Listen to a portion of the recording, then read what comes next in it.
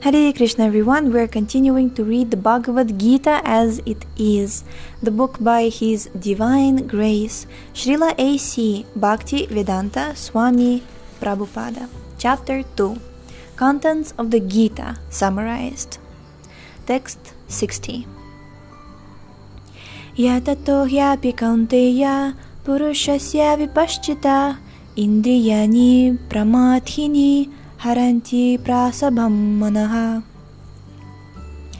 The senses are so strong and impetuous, O Arjuna, that they forcibly carry away the mind even of a man of discrimination who is endeavoring to control them.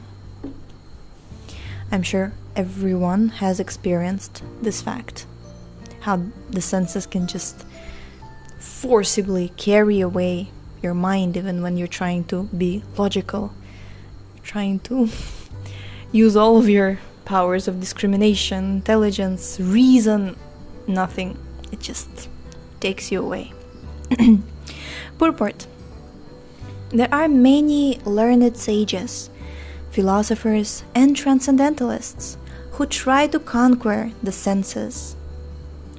But in spite of their endeavors, even the greatest of them sometimes fall victim to material sense enjoyment due to the agitated mind. Even Vishvamitra, a great sage and perfect yogi, was misled by Menaka into sex enjoyment. Although the yogi was endeavoring for sense control with severe types of penance and yoga practice. And of course, there are so many similar instances in the history of the world. Therefore, it is very difficult to control the mind and senses without being fully Krishna conscious. Without engaging the mind in Krishna, one cannot seize such material engagements. A practical example is given by Sri Yamunacharya, a great saint and devotee, who says, Yada vadhi mama chetah Krishna padaravinde navanavara sadhamanyo rantumasit tad avadhi batanari sangame smaryamane bhavati mukha vakara sushtho nisthivanam cha. Quote, since my mind has been engaged in the service of the lotus feet of Lord Krishna, and I have been enjoying an ever new transcendental humor, whenever I think of sex life with a woman, my face at once turns from it, and I spit at the thought. Unquote. Krishna consciousness is such a transcendentally nice thing that automatically material enjoyment becomes distasteful. It is as if a hungry man had satisfied his hunger by a sufficient quantity of nutritious edibles.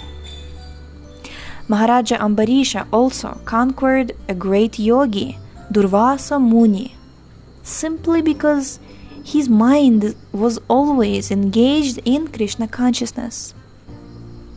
Savai mana Krishna padaravindayor vachamsi vaikuntha gunanu varnane.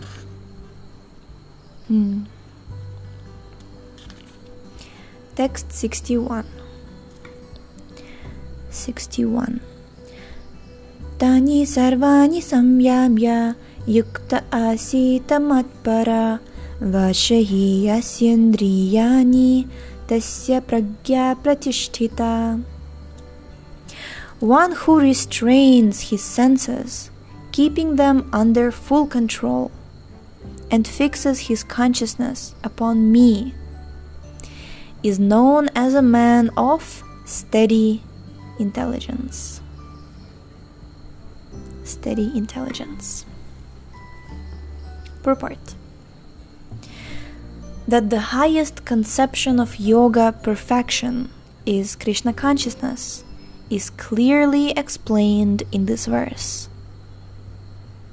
And unless one is Krishna conscious, it is not at all possible to control the senses. As cited above, the great sage Durvasa Muni picked a quarrel with Maharaja Ambarisha. And Durvasa Muni unnecessarily became angry out of pride and therefore could not check his senses.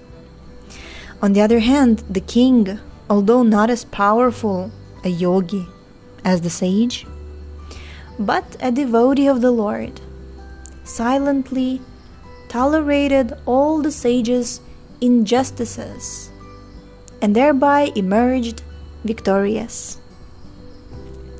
The king was able to control his senses because of the following qualifications as mentioned in the Srimad Bhagavatam 9.4.18-20. Savaimana Krishna Padaravindayor Vacham Sivaikuntha Gunanu Varnane Karau Harir Mandiram Arjanadishu Shrutim Chakarachyuta Satkathodaye Mukundalinga Layak Darshane Drishau Tadbritya Gatra Sparshi Ngasangamam Grannam Chatat Pada Saroja Saurabhei Shrimat Tulasya Rasanam Tadarpite Padau Hare Kshetra Padanu Sarpane Shiro Hrishikesha Padabhivandane Kamam Chadasye Natu Kamakam Yaya Yathottama Shloka Janashrayarati.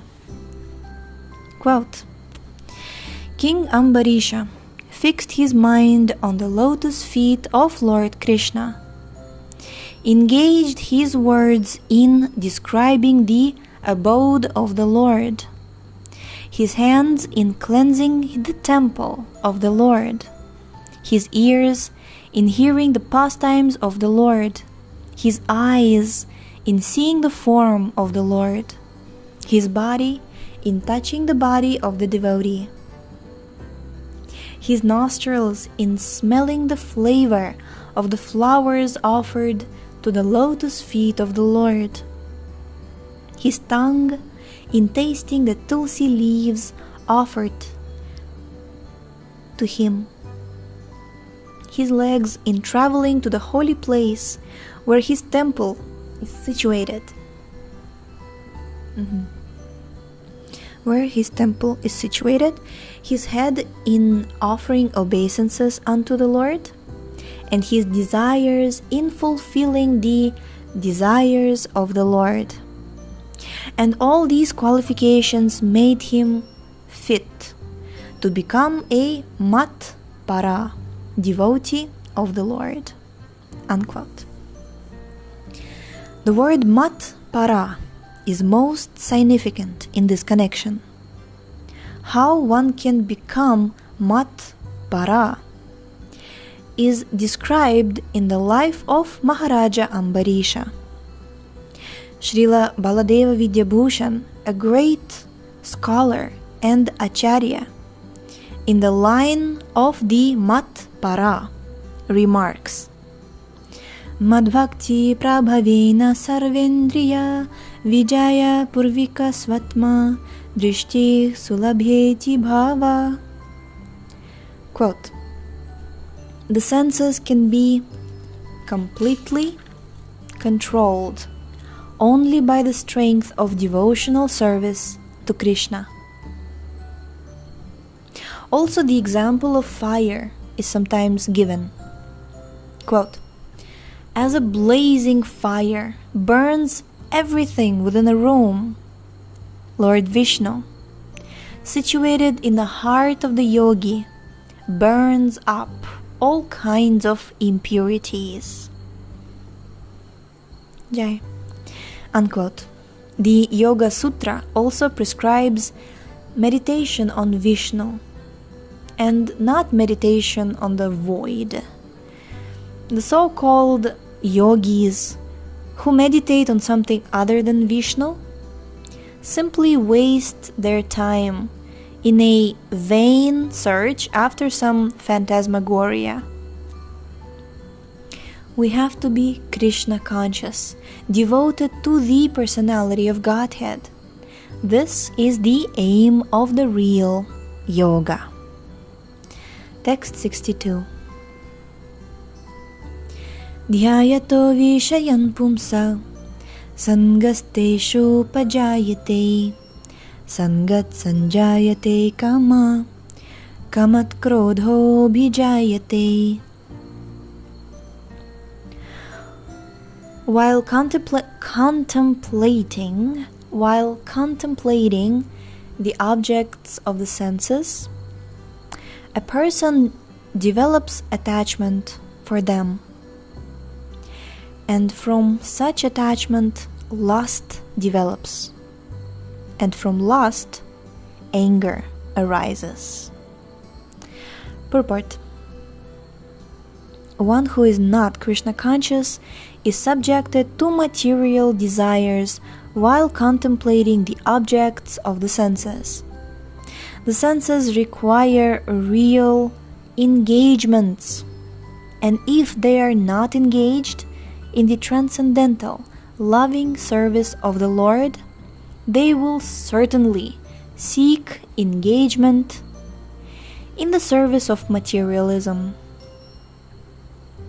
In the material world, everyone, including Lord Shiva and Lord Brahma, to say nothing of other demigods in the heavenly planets, is subjected to the influence of sense objects. And the only method to get out of this puzzle of material existence is to become Krishna conscious. Lord Shiva was deep in meditation, but when Parvati agitated him for sense pleasure, he agreed to the proposal. It's getting late. I should record in the mornings, actually. Hare Krishna. Okay. Maybe I should get the bigger Bhagavad Gita. I'm reading from the small Bhagavad Gita, which I bought in Chaupati in 2009, I think. 2009 or... yeah, must be 2009. It's small, the text is small, but I really love it because I spent like my teenage years with this book. It has all of my marks and okay.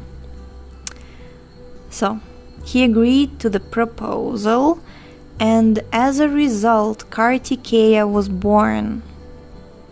When Haridas Thakur was a young devotee of the Lord, he was similarly allured by the incarnation of Maya Devi. But Haridas easily passed the test because of his unalloyed devotion to Lord Krishna.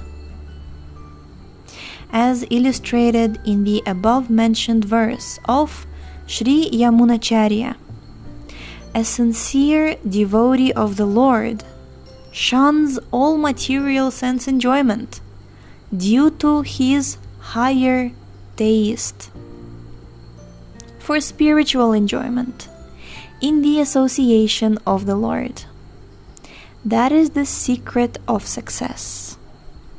One who is not, therefore, in Krishna consciousness, however powerful he may be in controlling the senses by artificial repression, is sure, ultimately, to fail. For the slightest thought of sense pleasure will agitate him to gratify his senses. So, as we read in text number 59, Param Drishtva Nivartate. everything is measured or defined by whether you have the higher taste. If you have the higher taste for the spiritual enjoyment, then that's the secret of success. Then you're actually powerful in controlling your senses, because you don't even need to control them in that stage. You just naturally don't like the thought of it. Like Yamunacharya, he would spit at the thought. Jai. I think we can observe it to some degree with devotees, even on initial stages of spiritual life. Devotees naturally don't feel very attracted to sinful activities, which is grossest and more lowest form of sense enjoyment. Some devotees may have struggle with it at first when they just give up, like some of the things, like we follow regulative principles like no meat eating, gambling, intoxication. So some people may have some difficulties in the beginning when they give it up, but once they taste like I've heard it many times from other devotees, because I was born in devotional family, so I haven't really gone in those directions, but I've heard devotees say that, like nothing compares with an ecstatic kirtan, when you're dancing and singing for the Lord in front of the deities, or when your spiritual master is singing kirtan. It's wild, it's ecstatic, it's nectarian. You don't even, like, people think like it's just so sad that all, like, the sense enjoyment just feels like such a sad alternative, to that what you have. And the taste of prasadam, like, the tastiest thing you can find in this world is prasadam. Association of devotees. I remember when I was like maybe 14 was I? Maybe even 13, 14. Every child in Krishna consciousness, they have that moment when they decide that they want to spend the rest of their life in Krishna consciousness. And I remember I asked myself whether I want to.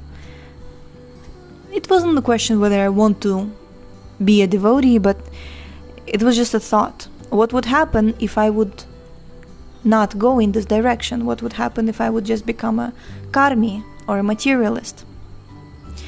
And the first thought that I had was that, but what about all of these wonderful and loving devotees that I know? Because in my limited experience of this world, I've never found more loving and caring and fun and just so nice to be with people than devotees. I just thought immediately that no way, like I would at that point I remember that I just felt like I knew that I didn't have maybe much spiritual experiences. Like I would listen to classes, I would listen to kirtans, but I didn't have that taste yet. But I definitely had taste of association with devotees, and I knew that they're like the sweetest, the softest, the loveliest loving people you can ever find. And I just thought that it's like a no-brainer for me. Definitely I would want to stay here. So, okay, thank you so much for tuning in today. The link to this book is in the description. Please check out our website shravanamdiaries.com, and we shall see you tomorrow. Hare Krishna.